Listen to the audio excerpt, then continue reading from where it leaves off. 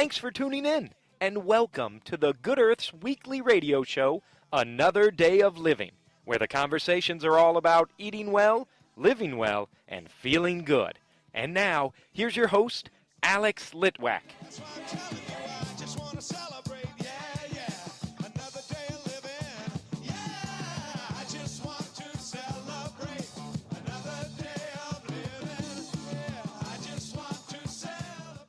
Every so often, I find a secret jewel here in Indianapolis, and I am in the most spectacular fairyland yard of Phyllis Salina. Phyllis is an astrologer with over 25 years experience. Hello, Phyllis. Hello, hello. I love this space. Oh, thank you so much. So do I. It has such a good vibe. There are so many beautiful plants and crystals and animals and just, it's pretty amazing. So I love that we get to have this conversation today here. Me too. It feels very comfortable for me. It is comfortable for me as well. Let's start at the beginning with your interest in astrology. That's a good place to start. Well, what happened is that I had a very unusual childhood in that we lived in Baghdad and we lived in Tehran. And I grew up in this very international, every couple of years, traveling. And through the course of that strange childhood, I found myself to be strange. So I did a lot of psychology and therapy and all those things. But and I was a born-again Christian and felt very deeply and spiritually connected with Jesus and the Holy Spirit. And then I just kept saying, there's got to be some other way to understand. And astrology had sort of interested me. I'd never really gone day to day.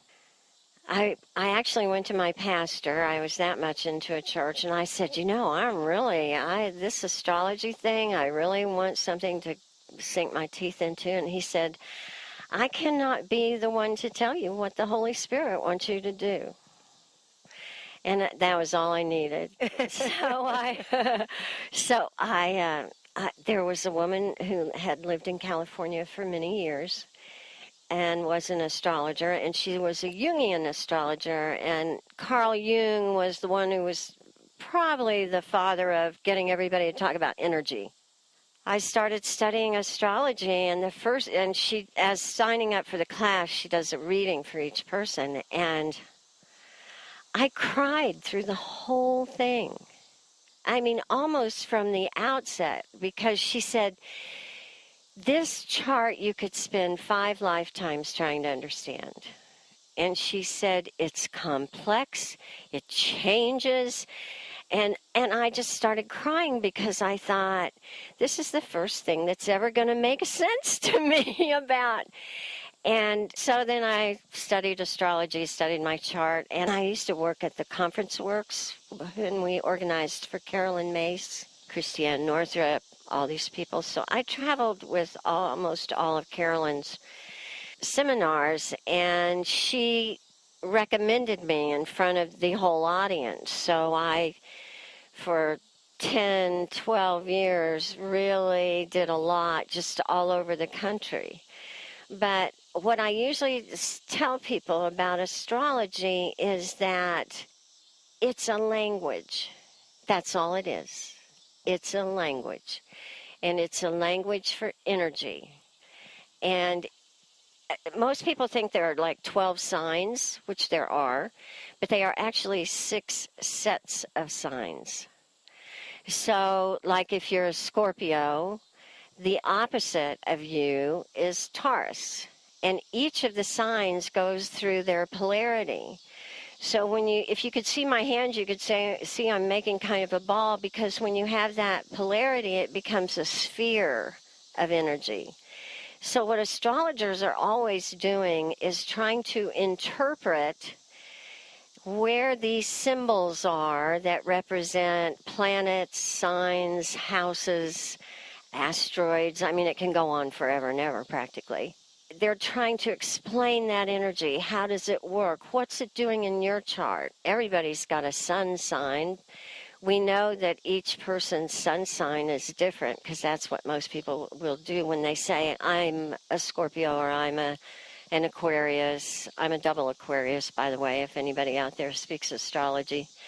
You're interpreting these energies, and this is where free will comes in. I am not a believer in astrology being, it's this, it's this, it's this, you're going to do this. Now, I can tell you the energies you're going to be dealing with, but I cannot tell you what you are going to do with them because you have your own stuff.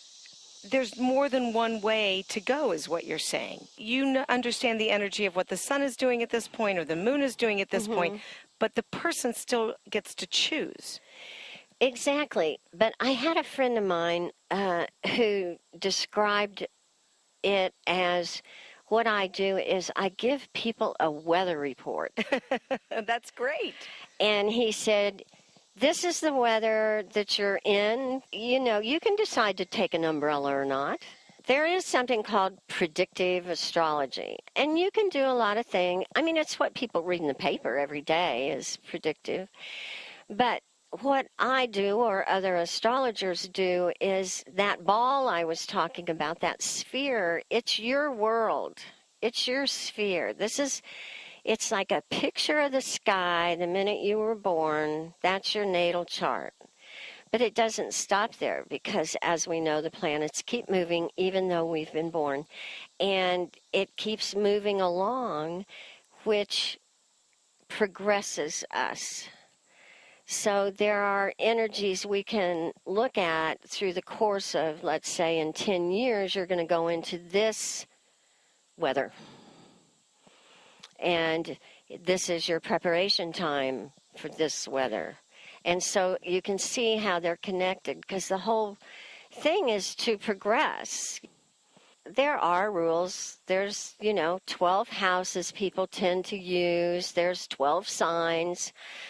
Although, if you have studied your chart very deeply, or someone does, they can look at where the asteroids were when you were born. And the sun sign we know is your core personality. So asteroids have their own meanings too. So the rules are a way to put in a linear manner something that we are experiencing in our right hemisphere, which is nonlinear. So the rules give us something to hang on to. They allow us to, if we didn't have rules, we'd be running into each other. If I'm a person who's had my chart done one time, is that something that maybe I should think about doing again and do it after a year or 2 years or 5 years? Because when you do a reading for somebody, how far in the future are you going? Well, that depends on what they want. But yes, I mean, I have people who we do their solar return every year because the sun comes back to the same place where you were born. And it might be the day before or day after because, we're wonky that way. Is that a technical term, That's Phyllis? a technical term. Yeah, a little wonky. Okay. A little wonky. So, yeah, there are people, okay, tell me, because the solar return, like every year, is a little blueprint of a chart of, just sort of this is where the energies are. For example, if someone's in their solar return, let's say they're a person who's usually out there and very flamboyant. So in their natal chart, they may have a very sort of extroverted chart. But they might go through in their solar return 1 year, or sometimes 2 or 3, their sun in the solar return being in the 12th house. And the 12th house is like the unconscious. It's hidden enemies, but it's also mystic. It's like you're in the mist more, which would make you less extroverted. So if that person was, let's say, getting ready to go on tour, because that's who they are and what they do, it's good for them to know that energetically what's going on for you this year is a desire to be more alone. And let's say they're thinking about a tour date. I can look at their solar returns and I can say, okay, I don't think I'd go on tour this year, and I don't think I'd go on tour this year. Just because the chart indicates that you're supposed to be more internal. And so you might as well wait till the energies are with you, that you can do that. And what does it mean? You mentioned house.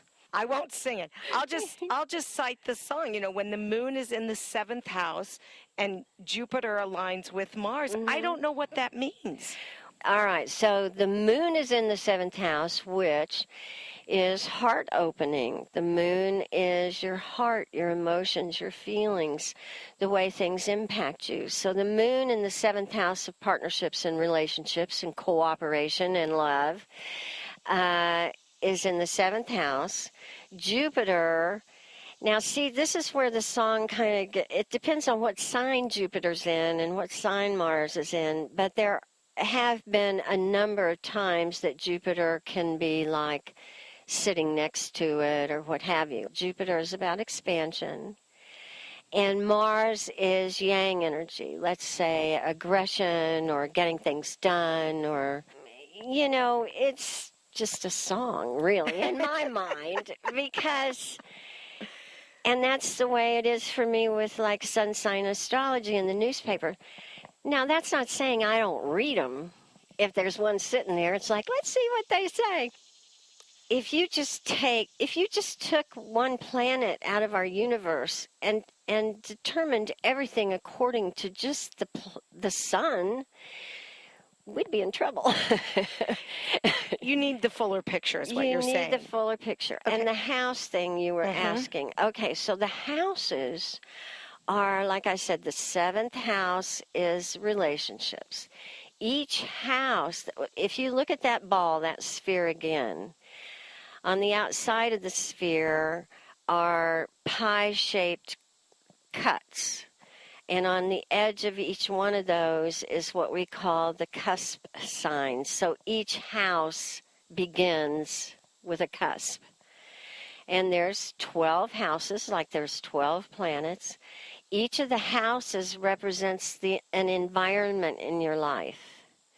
It represents, the first house is the self, the body, how people see you, how you like to present yourself, that kind of thing. The second house is your, I like to call it the house of values. It can tell a lot about where you place your material interests. But it can also be about money coming into you. I have Uranus in the 2nd house, and I have the most erratic income on the planet. I would just put it up against anybody's. And Uranus is a planet that implies sudden changes. Uranus out in the sky is 90 degrees to every other planet, and that makes it quirky. It's all over the place. It's unusual, and it rules Aquarius. So the 3rd house is communications. It's ruled by Mercury. It's about writing. It's about also, though, plans for travel, local travel kind of thing, transportation, local transportation, and siblings, interestingly enough. And then the 4th house is your home. Some people say it's kind of the heart of the chart because it tells you a lot about how you were raised. It tells you a lot about what your values are in the home. A lot of times, particularly people who are looking for answers and understanding, have Pluto in the 4th house, and Pluto is the planet of destruction and transformation. So if you have Pluto in the 4th house, it means you have a difficult childhood, have to deal with a lot of stuff, But, when people tell you that, it feels so much better than just thinking it's weird. So you get a little recognition. Yeah, it validates when you tell someone they have Pluto in the fourth house, and like I did, it means I'm not crazy. It's like, oh, I'm so relieved. So the fifth house is fun, adventure, sex. I am in that house. That's my house, Phyllis. Okay, let's look where let's see, your fifth house.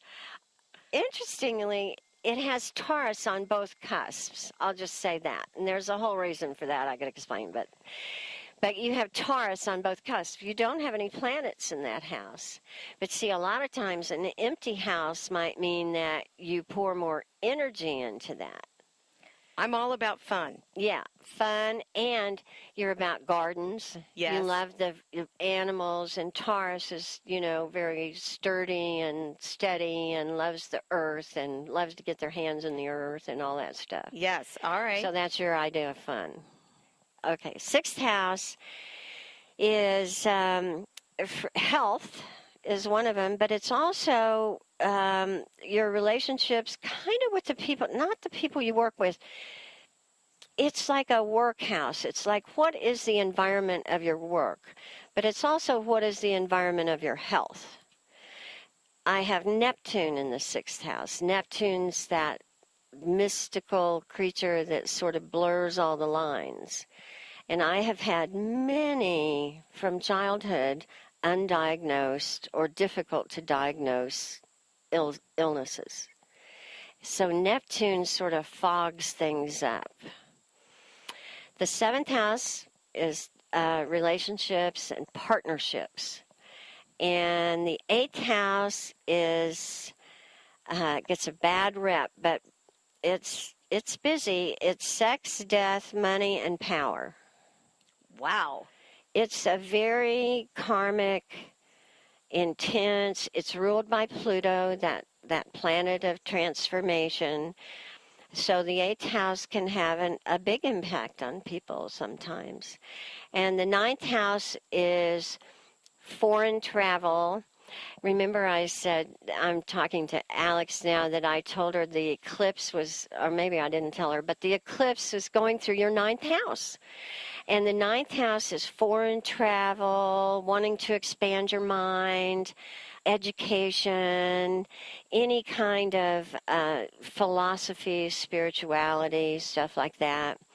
So the eclipse, which I'll just throw in, that we just had, brought forth our shadow side. So where it falls in your chart, like you will have to be looking for in your trip, your shadow side.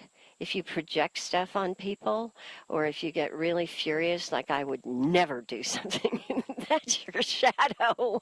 So it's like you have to just be on the lookout for it. Very interesting. So the 10th house is career, your position in society, even if you don't have a career, how you appear to the public.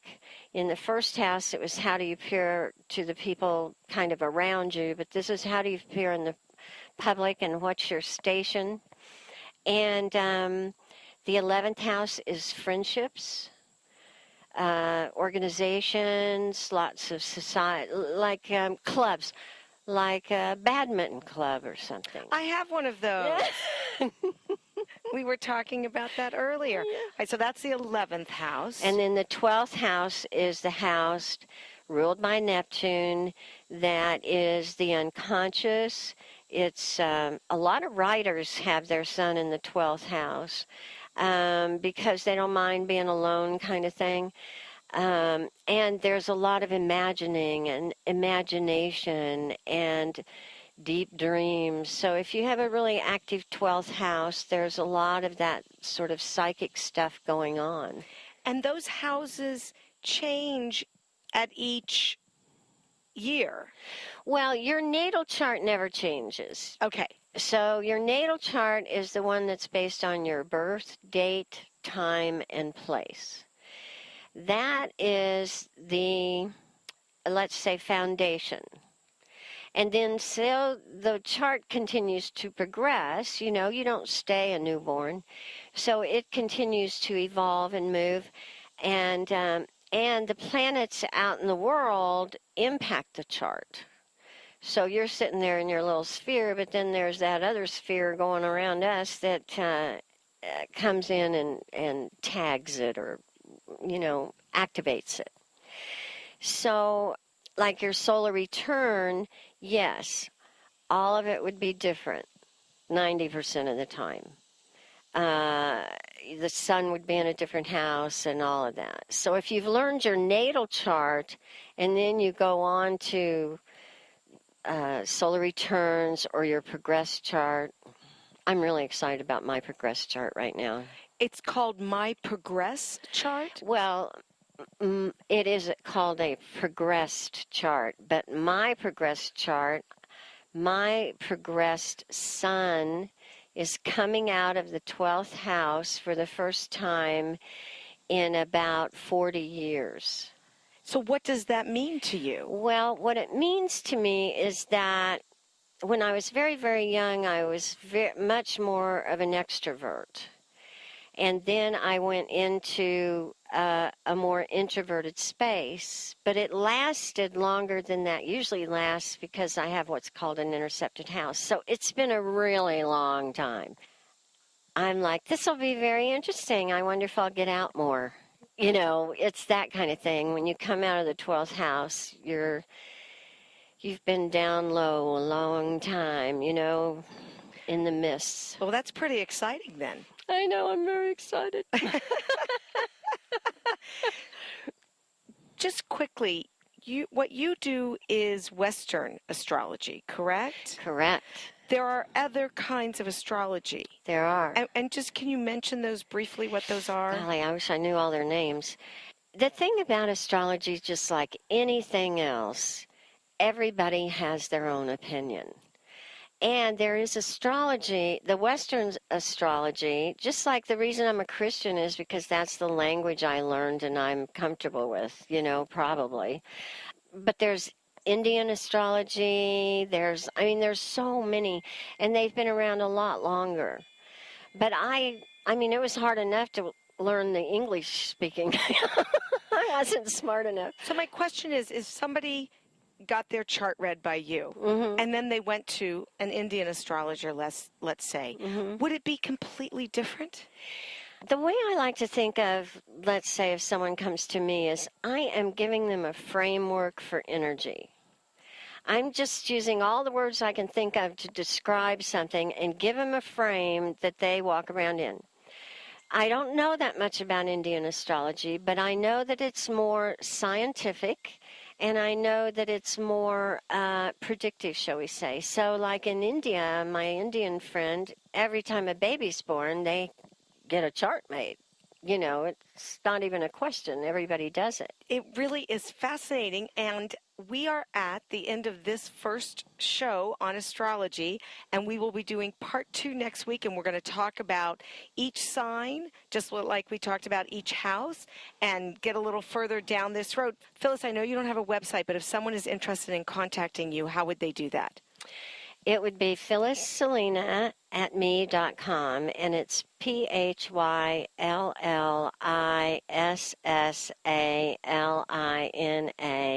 at me.com. Because it is all about you. Because it's all about me. All right. Thank you so much for being on the show. And thanks for having me.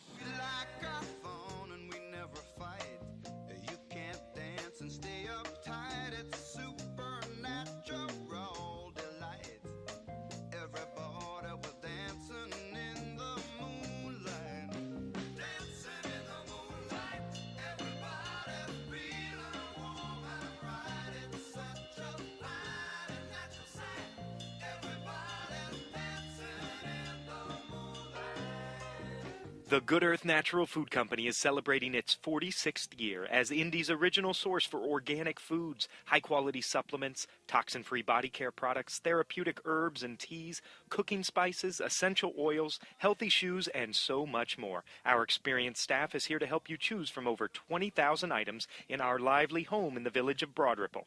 We're open Monday through Saturday, 9 a.m. to 8 p.m., and Sundays, 11 a.m. to 6 p.m. And our website is good-earth.com.